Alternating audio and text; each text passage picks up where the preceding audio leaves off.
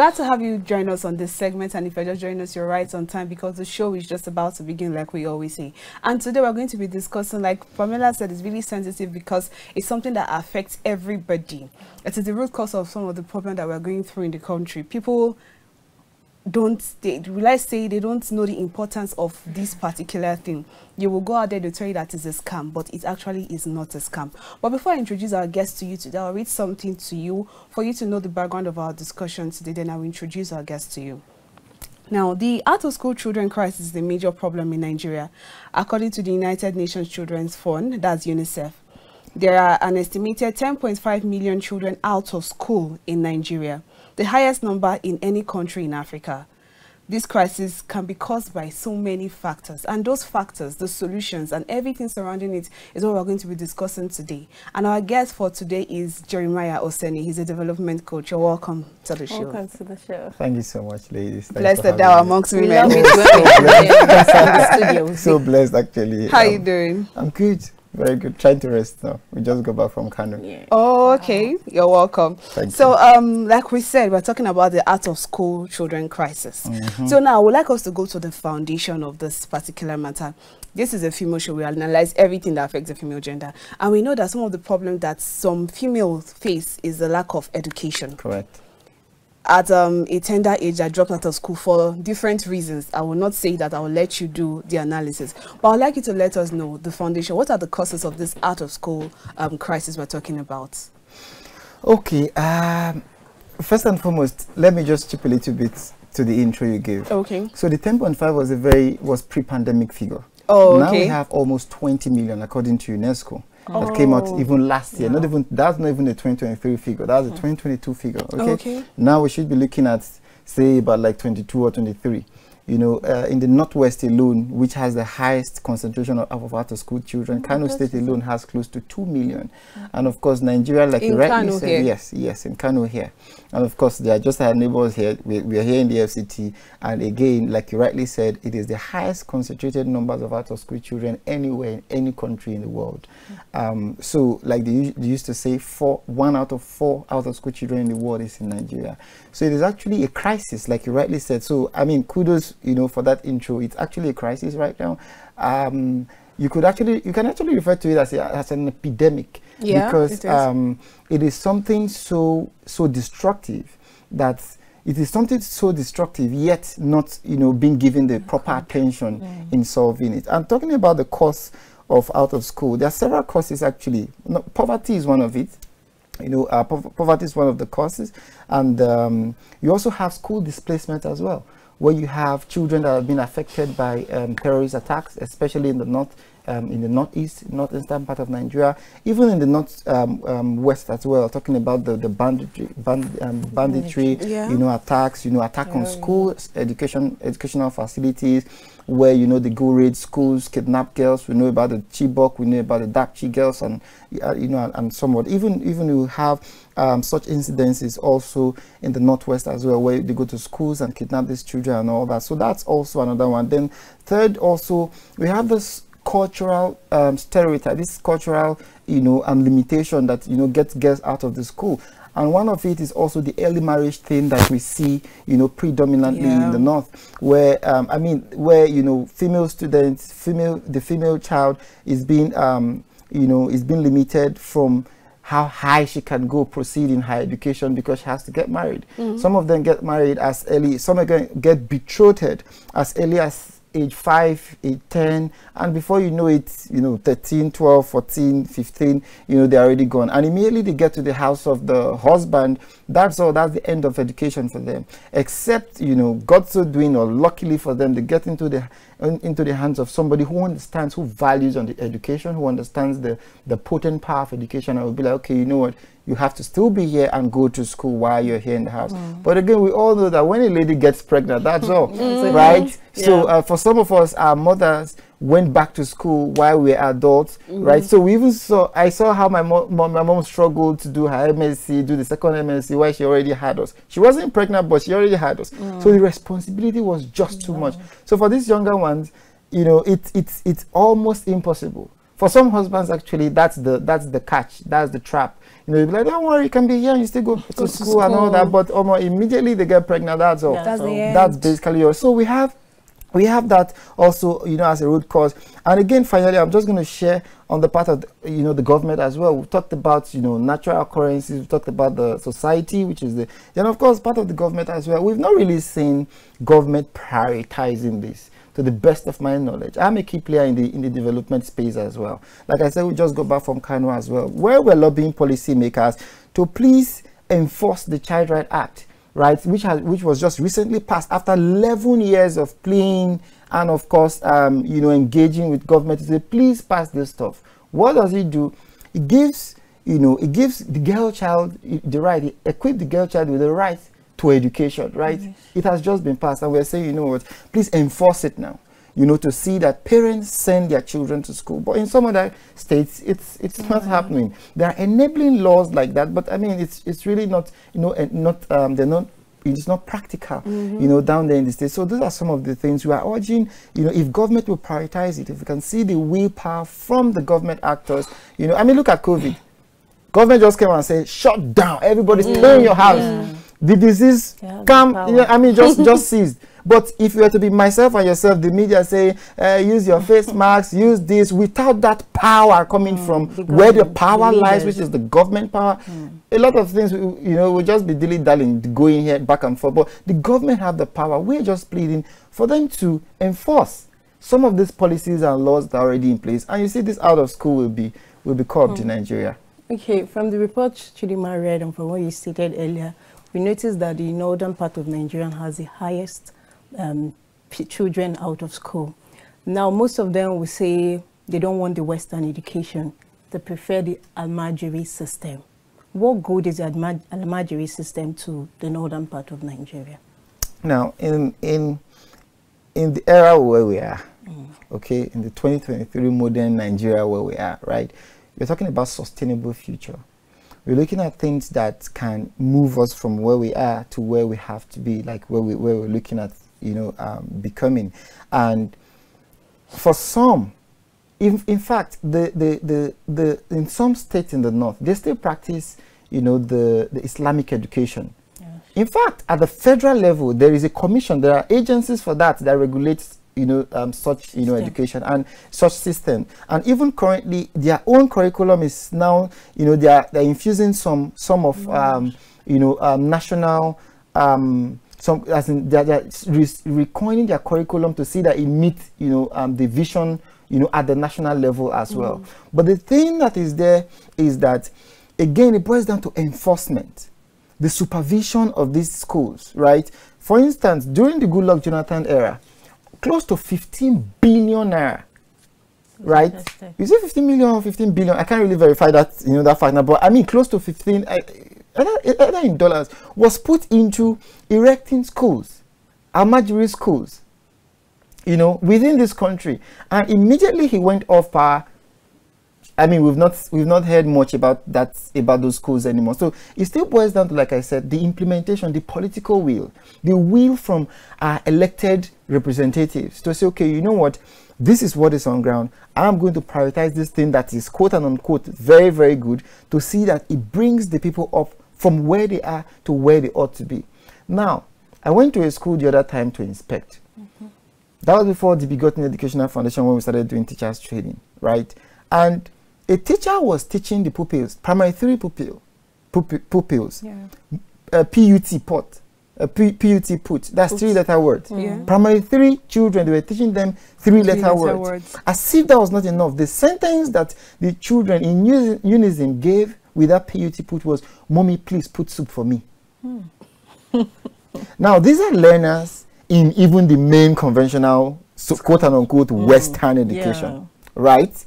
And in this day and age, what will a learner that has "Mommy, please put soup for me" in their head, what value will they give to themselves, to their community, and the nation at large?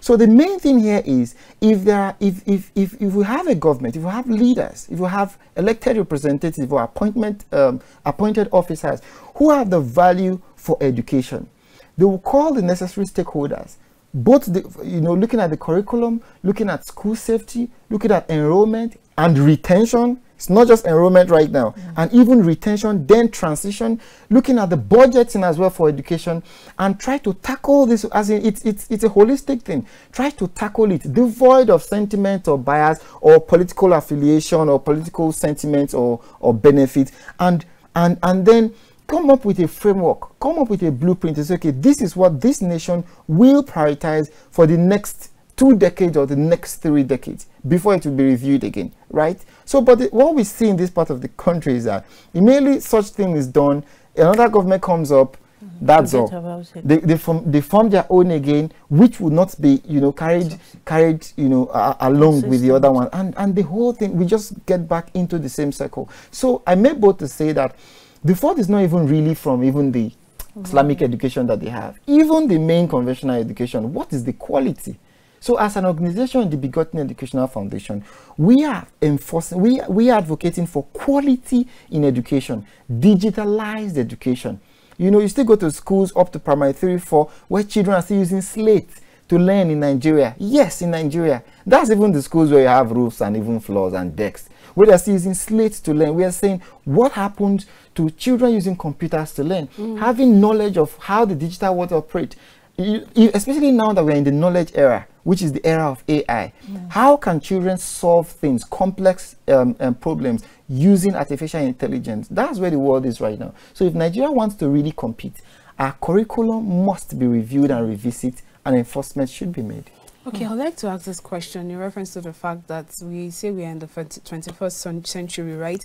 And a lot of industrialization, development, and things have been happening. You just mentioned that we're in the AI space now. So we are making a lot of sensitization, informing people of the importance of education. We're talking about why it's important to go to school. We've passed that era where we say even though some people still say that the place of the woman is in the kitchen and stuff like that. But why is it that, like the intro I read now, I mentioned 10.5 million children. You corrected me to say that recently it should be around 22 million or thereabouts. Are we now saying we are going backward or forward? Why is it increasing instead of it to decrease? Because in my head, I should be thinking that it's in the days of my parents that will be talking about early marriage and stuff like that. So why is it that despite the whole sensitization, we're talking about it, so many NGOs, foundation, people coming out to speak about the importance of school, we're still having this out of school crisis? What's the issue? Now, let me also clear something there and let everybody get to know this, because in fact, people see, especially from the government angle, they see NGOs as competitors. Development partners are not competitors. They are not government. We don't have the kind of power that a government official, possess. We don't have their kind of money. Okay. We don't even have their kind of reach. Yeah. They know their people better than we do. Do you understand? For us to know the people, we need to first of all go down, take one survey and all of those things. So we only go to complement what the government is already doing, the blueprint of the government, which we feel, yes, this is okay, and see how we can even, in most cases, have human capacity development, right? So that is what the non-profit, do, and of course to promote the sustainable development goals. Again, now, another thing I want to also speak on here with the last question you just gave is the reverse is actually even the case, and that is the worst part. During our parents' days, even early marriage was even reduced. Okay. And education was even, we had very, very quality education then than even now. If you ask your mom or your dad, of course, like mine, they told us the story where they only went to school with the bags or something, or whatever. Everything was provided by the government. From the books, if your pen should finish in a classroom, you just have to raise that pen, the empty pen up. It will be replaced immediately. Today, from textbooks to notebooks, uniforms, school fees, PTA, everything. Like even the government schools where they say, oh, you don't pay, it's free education from primary, whatever, there's a theory. You pay a whole lot. For PTA. For PTA, for uniform, sportwears, textbooks, you pay a whole lot, right? So it is only on the papers to say education is free, right? And again, what has caused this? The shift between the quality education of our parent time and now. Number one is population. We are breathing, we are living, we are reproducing. So the population then is different from the population now. Right? Oh, yeah. But now, what government should have done is increase, number one, the human capital, the human resources, which is numbers of teachers. Invest in TPDs, which is teachers' professional development, and also in infrastructure, right? Build more schools to accommodate the new people that are coming in. I had a conversation with the top number one man when it comes to UBEB here in the FCT. I was like, no, the stuff is very quality now. The issue is just the influx of people coming into the FCT, the population and all of that, which is, he was right. That's actually the main issue. But however, that should have also informed the budget, the next year's budget that goes up to say, okay, you know what, now in XYZ community, we need to now increase this budget for infrastructure so that we can build more schools. We went around some of the schools that we have here in the FCT, you know, I think about a month ago, a few months back. And there was a particular community, they only have 1 block of 3 classrooms. Two classrooms, what am I even saying? 2 classrooms, just a block having 2 classrooms. One of the room serves as the office. The remaining room is where all the learners in that community, where they jam pack them to learn. And I'm talking about a community here in Kuje Area Council, here at the heart of the nation, right? So these are some of the things that, you know, are still making the out of school increase. Imagine a community like that, where a child goes to school and she feels suffocated. She feels, number 2, there's no wash facility, right? Because when they get into their the period angle, that's another different ball game. Absolutely. Exactly. You understand? So the school is just designed for the boys to, I mean, guys, we don't really have the issues like that. But number 1, and what happens, imagine she starts her flow, maybe the thing just starts while she's in class. Where does she go to change her pad? Okay, imagine her going to the back of the school or wherever to do it, and a guy sees her, not knowing at that age, not knowing what's going on, tells everybody in the school, and then there's this stigma and everything on her, not knowing that that's normal, like that's just a girl thing. And then such a child will be discouraged from coming back to that school. The issue of her self-confidence will be affected, and then it boomerangs into a whole lot in the society if care is not taken. So these are some of the issues on ground that is really, really, really pressing that we should try to start to address. You've mentioned so many problems, but there's one you didn't mention, which I would like to talk about. Now let's talk about the high cost of education. You said earlier that it's not free. Now it's really, really high. Even the UBEC, if you go to primary school, you see them pay. I can remember how much I paid when I was in primary school, but now you see them pay, which, let's not even talk about the private schools. The government schools, people still cannot afford. And in a family where you go, they'll be like, since you are the woman, just remain so your brother can go, since it's expensive. What will people do in this situation? So when you say what will the people do in this situation, right? I don't think the people can do what they can do. But ultimately it lies on the government. So the first thing that people can do basically is engage with their elected officials. That is why when you want to vote, don't necessarily vote for who you love. Vote for somebody who you know that, number 1, you can assess. Number 2, that person has what it takes to give you, what we want in terms of community development. Now, but again, I understand that there are some persons who they don't even have access to their elected officials in the first place, right? So what will such people do, right? What will they do? It's a question that I don't know. I'm not God in this space. That's why I keep on saying that it boils down to the government, because the government knows the plight of these people. We have National Bureau of Statistics and some of those guys, they know even down to the current cost of yam in Ohafia community in Abia State, or in one community in Boko, or in Meduguri. They know this thing, so they know where it is paining the people. Do you understand what I mean now? So subsidies for education should be introduced.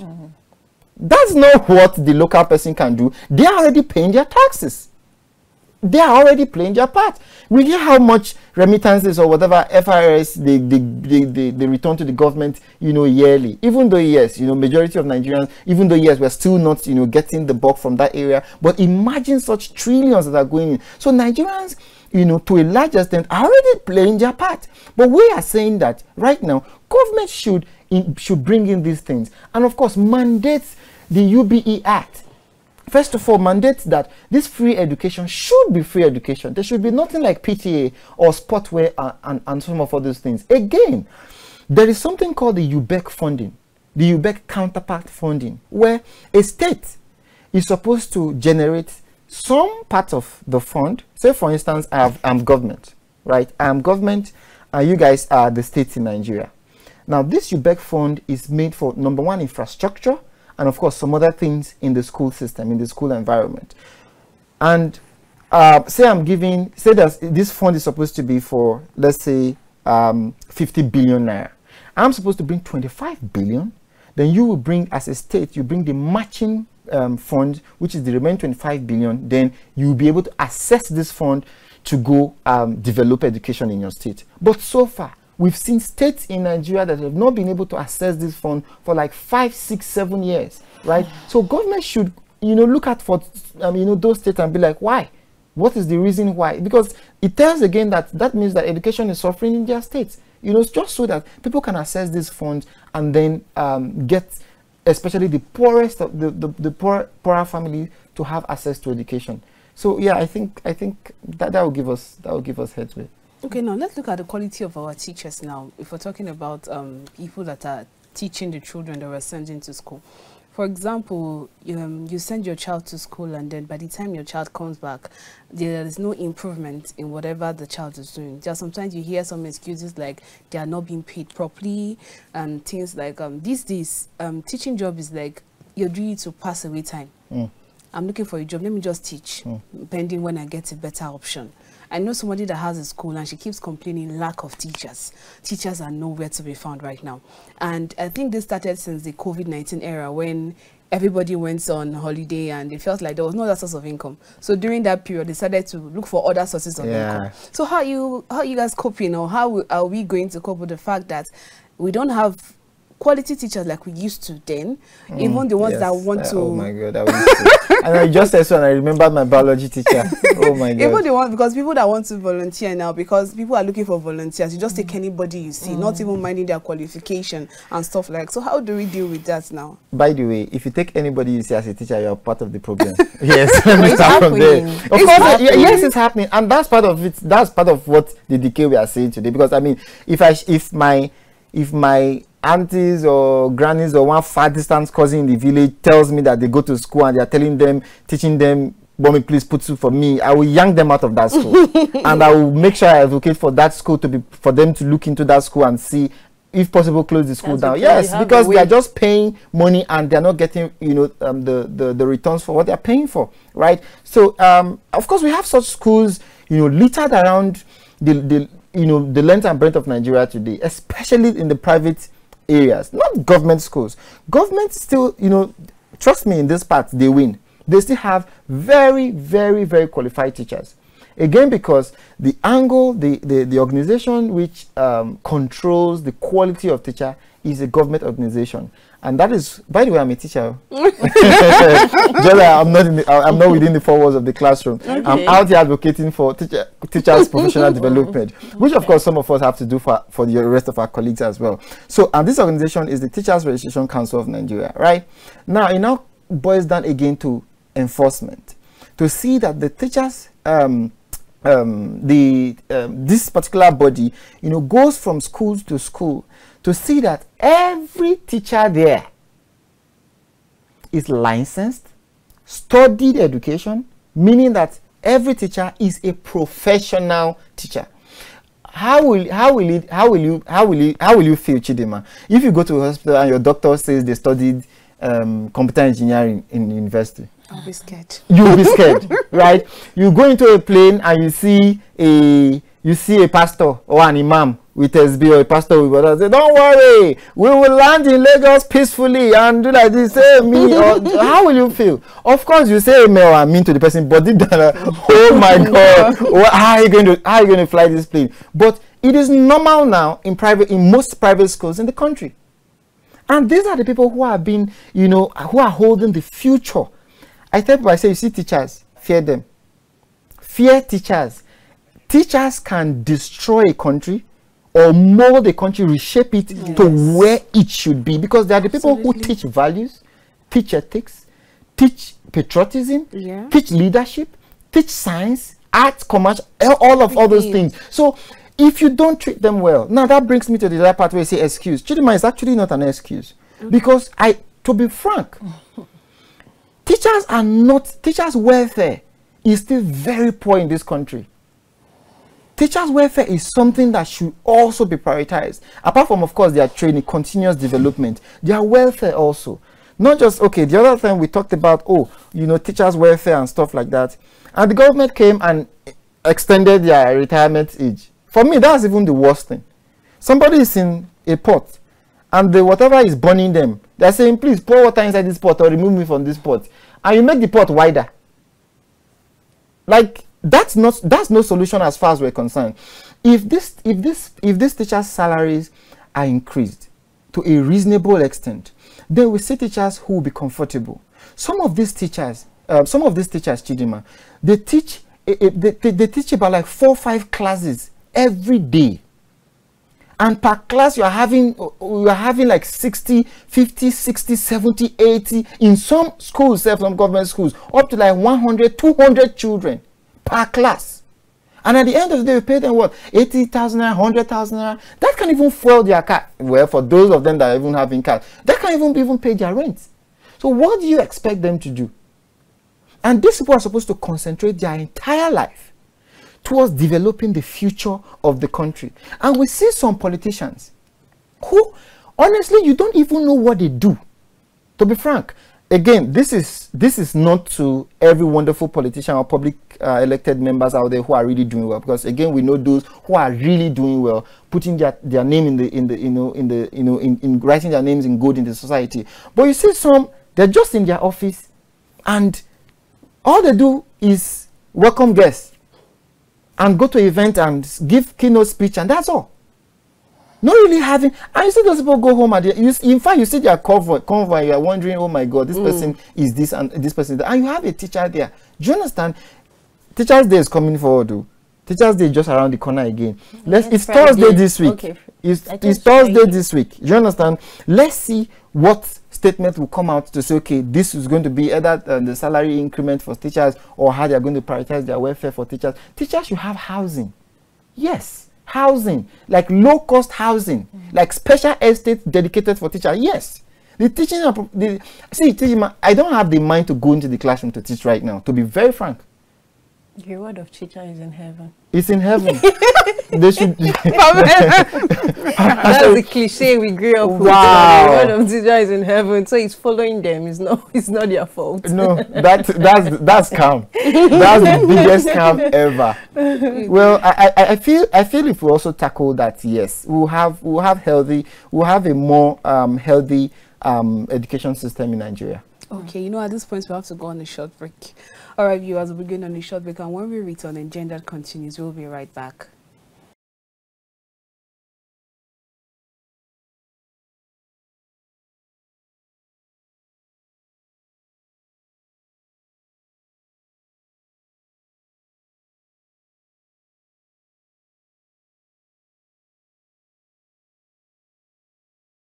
Welcome back to the program. If you've just joined us, this is Engendered, and it's coming to you live from Abuja studios here on Kaftan television. Before we went on that short break, we've been discussing out of school crisis with our guest here in the studio, Jeremiah. Yeah, you've really done justice to today's topic. You've really given us insight of what is happening out there. Now, I want to know the effect of this out of school crisis on the nation and its economy. Okay, so the first thing is we're going to have leaders in position of power who don't know jack. That's the first thing, and that's sad. Sure. Imagine having a captain in a ship who doesn't know what a compass is, what an anchor is, where the deck is. Yes, like just imagine that, who doesn't know how to sail or stuff. Yes, we're going to be having leaders who just quote unquote dabble into power, or through corrupt means get into power. So they get there, and all they want to do is perpetrate their corrupt mindset, and that's all, thereby impoverishing the nation more, taking us backwards.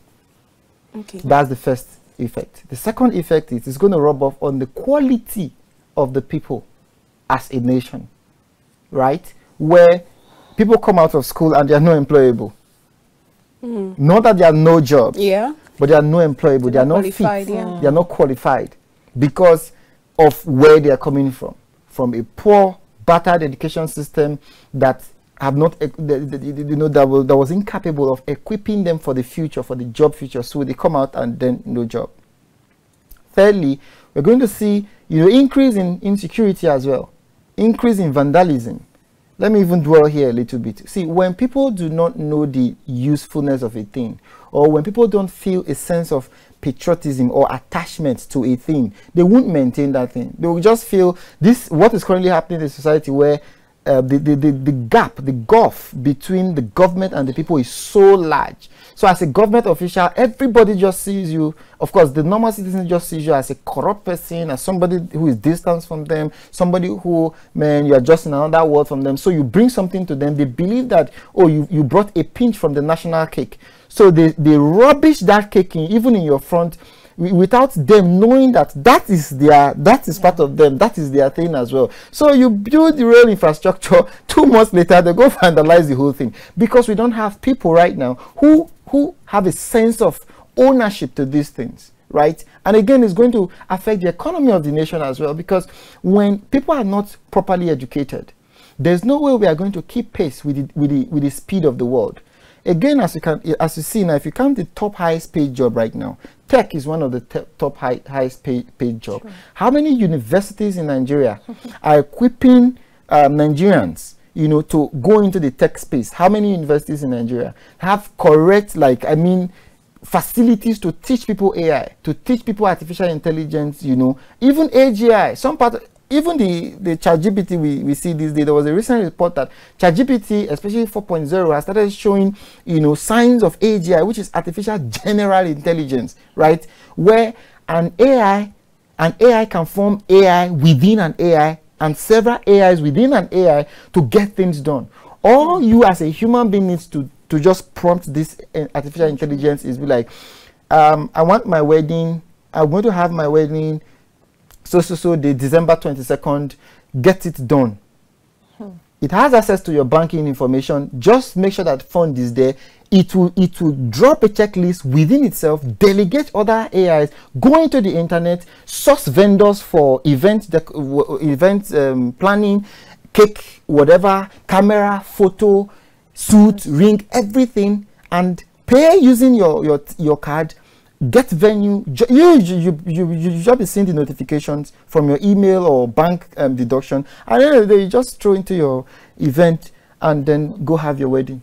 AI has done everything, right? And again, this is going to have a high capability in in curing some of the world's illness that we're currently experiencing or seeing in the world today that currently do not have cure. Those are some of the benefits of AGI. But again, this will not affect Nigeria.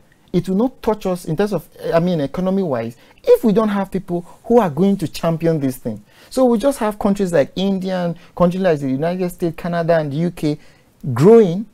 And we are here because we are not positioning ourselves. So positioning at the global stage is also very key. But education has a very, very vital role to play in it. Okay, now, since talking about the education and another limiting factor to the girl child, let's look at the aspect of abuse. I know that most of the time, today I attended a training where they were talking about that even at your place of work, especially when it comes to media, when men see women, the next they look at them as object of I don't know the term to use. They just objectize them and say that this is somebody I can sleep with, or I can have sex with. That's what they always think. Now, there are some cases, I've read of stories whereby some parents say they don't want to send their children to school because of the interaction with the male gender in school. Sometimes either the seniors or the teachers. And some of them use the case study of other people that have been abused by the teachers before. Now, how do we, I know that sometimes, even at home, you can still get abused. At your place of work, on your street, you can get abused. But in that school environment, how do we make sure that a girl child is secure from those kind of things happening to her? Okay. Again, like I said, we just got back from Kano. We had a citizens engagement summit on education where we had state actors, legislators, traditional rulers, even students, youth organizations, coming together to say, okay, how do we come up, brainstorm on a very wonderful framework to boost education, to develop education in the state, give girl child the power for them to have access to education, as well as prioritizing our Almajiri education as well, formal education for Almajiri and all of that. And one of the resolutions in this framework that we came up with was the prioritization, or the reintroduction rather, of G&C units in our schools, guidance and counseling units in our schools. Back in those days, we used to have, my parents enjoyed G&C unit, where sometimes my mom used to even like tease us that sometimes if just even headache, she will run to G&C. Sometimes maybe if she doesn't even really like what's going on, maybe the teacher is boring, she'll be like, oh please, she has an appointment with the counselor, she'll go, and all of that. They felt more comfortable, because the girl child will feel more comfortable if there's somebody to talk to in the school. And right now, we're not even saying at the home front now, because some parents, you know how the quote-unquote African parent thing is, where you tell them, oh, XYZ person touched me here, XYZ person pinched me here, XYZ person use this word for me, and they're like, you don't know what you're saying, shut up, you don't know what you're saying, right? But if we have, now we are calling for professional guidance and counseling, the reintroduction of G&Cs in our schools. Some of the private schools, yes, kudos, they have that, right now, but especially in the government schools, where things like abuse, bullying, and of course sexual harassment, take place. Government should have that as well, that unit, have professional guidance and counseling. Because when we said that in the hall, people burst into laughter, and I'm like, yes, because in the university we are graduated from, right, there's a department under education for guidance and counseling. So all of those people, where do they work later? True. Yeah. So as a government, if you are training people for guidance and counseling, so where do they work later? So you understand? So I believe that education is designed in such a way where government looks at, okay, in the next 5 years or in the next 10 years, these are the things we want to fix in our societies. So we need professionals for these things. So then they create a curriculum and a department for that in the school system to train those people to meet that need in the future, right? Now we have this need in the future, right? And we have professionals. In most of the government universities these days, under the department, faculty of education, they have guidance and counselors that they train every year. So deploy these people to these schools, open a unit for them. Again, not making lip service about it, where you have a guidance and counselor who teaches maths and English and all of those things. That's not what we're talking about. Professionals who are going to be trained with world best practices on how to, help the girl child succeed. Of course, with the boy child and not every other learner, but we keep priority on the girl child, because they are vulnerable. They are most vulnerable to this sexual abuse and sexual harassment, at the place of learning. Have those guidance and counselors there so that they can talk with them. Okay, so these are people who are going to be working closely with relevant government agencies, law enforcement agencies, to report cases of sexual harassment or abuse from teachers as well, and also work closely with development experts, NGOs who are championing cases around GBV, gender-based violence, sexual harassment, and all of those things. And before you know it, these things will reduce in our society. This will go a long way in reducing sexual harassment in schools. And when the girl child feels that, okay, I have somebody who's got my back in school, they will be in school. They will feel free to learn. They will feel free to learn. During this, not to share any of you, quote and unquote, right? From my primary, since when I get sense, from my primary, like primary 3 to primary 6, yes, I went to primary 6, no girl took third in my class. So it was just like, oh my God, girls, oh my God, these people, like, what's happening? I took first in my class. No, I mean in my own side, right? It was later I got to understand that majority of them were not confident enough to participate in learning in the classroom, because it's either they've been abused or they've been, they've been harassed in one way or the other, verbally or physically, and all of that. So they just like, go into the shadows. Then results will come. Everybody thinks, oh, guys, not done. They don't know what they're doing. No. But if we bring out the best in them, fix structures and systems in place that gives her the power, gives her the confidence to say that, touch me, may you see, I'm going to report it to the counselor. You see girls will begin to pick up academically. And we'll begin to have female champions in the country. Since the past how many years, the only people we've been boasting with were not the only. Konjo Weala, Amina Mohammed, and you know some other people. It is high time for more women, ladies to come up, and they have what it takes. If we can fix the right systems to, you know, to support them for them to bring out what they have on their inside. Now they say charity begins from home, and now you cannot give what you don't have. Absolutely. Yes. Now, what role can a mother do to help the girl child become courageous? Wow, the role of a mother. Gang, gang. Gang, gang, gang. I think we all know, but again, it kind of goes the opposite in the kind of society where we find ourselves. Where you see mothers are the ones who, yes, I understand that, yes, you need to come with the with strictness, you know, with the iron hand and stuff like that. But again, those things create some scars, you know, in women, in the girl child, especially at that age, or you know, of development, right? The first thing that I feel that mothers should be is, number one, be your child's mentor, be your child's motivator. Like, be your child's motivator. Then of course be her parents. Of course, like the P part is bold, but the M part, which is her mentor, and of course her confidence, that as in don't and make her know that you've got her back, right? Let me share a story for you. Well, should I say this on national TV? But let me just say this story. Again, I'm not encouraging any mother to go and do what my mother did. It was then. It was what was obtainable then. And the situation, you know, called for it. Yeah. Right? And no, again, she didn't know better. Let me put it that way. Yeah, she didn't know better then. But he solved the issue. I came home. I went to school. Something happened. Right? And I was innocent of it, 100%. But you know what this person did? They called their father to school. Their father in our community was a rugged man, like to all of us, like was a rugged man. His name was, I won't even mention it here. His name was a crazy, if people hear his name, you'll be like, oh my God, who's that person that has this kind of name? What's waiting to happen now? Then the lady went home, called the father. The father came to school. And she was like, oh, and she mentioned my name. And one of the lady's name. Coincidentally, she's my neighbor. The man took us out in a school, private school, not government school. I was in primary 6. Took us out, dealt with us from break time till closing. Principal didn't say bim. A class teacher did not say pim.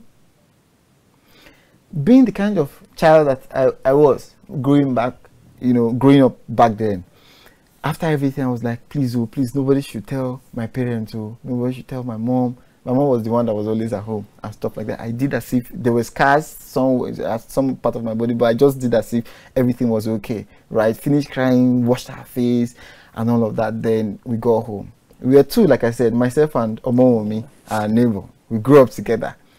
Then I met my mom at the entrance of the house that day, so I just sneaked into the house so she didn't notice anything. You know, that's again how it is for learners in our schools. That's why parents must check, especially for the girl child. They go through a lot of abuses, they go through a lot of things which they don't tell you because again they're scared of some things like that, especially maybe access or stuff like that. So I was able to scale through, but minutes later I heard a cry from my neighbor's house. Ah, Jerry's mom, come on. Ah, where is Jerry? Oh my God, and that was Mommy's mother. Oh God, I'm like busted. Oh wahala today, part 2 don't start. Then my mom was like, then I heard her narrating from inside. I heard her narrating to my mom that Wumi had narrated what happened to them. Wumi is even crying that they said they almost even broke Jerry's hand, the punishment and beating. My mom just screamed my name, Jerry, come out. Oh God, I knew that was all. Then she saw the scars, my neck here, and I think my elbow, you know, this other side. She did not even wait for me to even land. She knew the man. Who don't know that man for that community? She carried my hand, carried Wumi's hand, went straight to the man's house. Unfortunately for him, he was at home.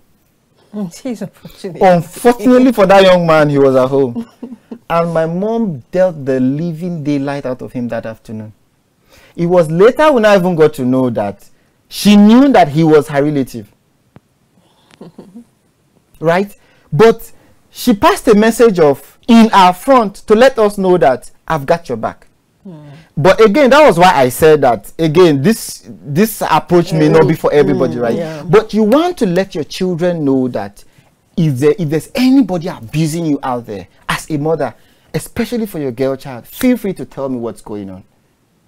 Again, I mean, that was in a local community, but we are in the FCT where we have we have organizations like FIDA, you have NGOs all over who can take up, child abuse cases and all of that. Report to the closest NGO. Go to FIDA, they have offices everywhere here, and of course go to a court there and even report and say, okay, come and see what this person is doing, or go to a police station, okay? But make sure you take action that your children will be confident enough to say, you know what, yes, touch me, I'm going to report my mommy, or touch me, I know I have a counselor in school who is going to help me out. Thank you so much, Mr. Jeremiah. You've lectured us. We've just been listening to everything you've been saying. Thank you so much for doing justice to this topic. And I think that is it. I hope you've been able to pick out a few points from here. Like, education is not scam. I beg you, it is not scam. Be confident to go to school. Nothing is happening to you in school. My daddy used to tell me something when he was alive. He said, even if at the end of the day you want to come out and do business, be an educated businesswoman. Don't just say, okay, maybe because he was selling spare parts. He didn't go to school, and maybe if I want to go into that line, he said, go to school first. Then when you come out, you will tell me if you want to still do this business. Then you will come into this business line and use another narrative and another perspective to do the business. So no matter what, even if you want to be a chef, if you want to make hair, whatever you do, have education first. Go to school. It is very important. That everybody is saying education is not scam. People saying they're not telling you the truth. Ask them. Some of them are in the offices. Without certificate, you can't be in an office. There are so many boardrooms you can't enter without a certificate. If you want to be part of the people that will change the country, if you want to have a say in this country, if you want to make impact, there are places you cannot go to without that certificate. So please, education is not scam. Do well to go to school, and parents, please send your children to school. Enough of the early marriage. Enough of all those things. We are tired. We already have enough children in the country right now. We even need to start adopting. Like, it's okay for us. Please do well to send your girl child to school, and that's what we can take on today's episode of Engendered. Do well to join us next time for an interesting episode. I remain Chidinma Ufomadu. And I echo what Chidinma has already said. Education is not a scam. Get educated. I am Pamela Ajaero. Bye.